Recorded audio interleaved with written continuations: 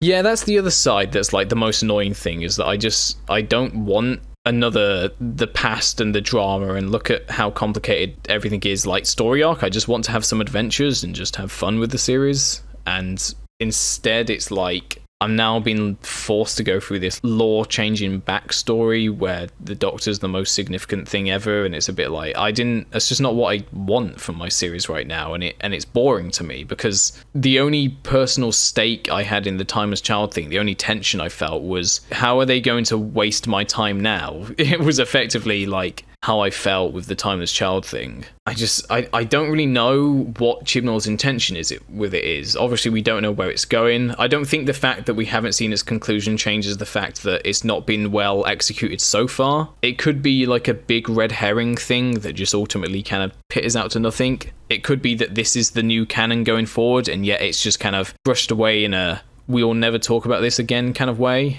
Even in the episode itself, The Time as Children, there's that bit where the Roof Doctor's like, this doesn't matter though. Have you ever been limited by who you were before?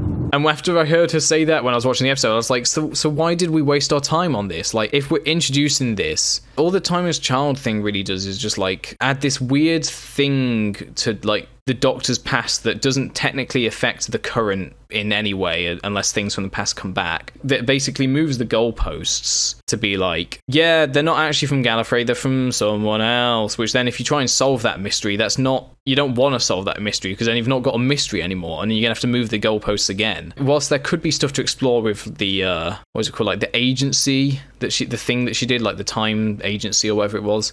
There are things you could do with that. I think it's getting to the point that like War Doctor, Roof Doctor, how long before mysterious doctors turning up has no weight or significance to it. Like, the only reason we cared in Fugitive so much is because, first of all, because, you know, things had been pretty planned in the Chibnall era, but also because this kind of hadn't really happened before. This was a big mystery. This was a big, okay, shit, like, Chibnall's introducing a Doctor who's from some point in the timeline. What's this going to mean? Then by the finale, Ruth is no longer that special anyway, because, oh, there's been tons of Doctors. It's just a bit weird, and it's like, they're not doing anything that interesting with the concept, aside from people who care about like the lore. And the only reason why I care about the lore is because I don't want to see it, if that makes sense. I'd rather have adventures and like let the lore come in when warranted.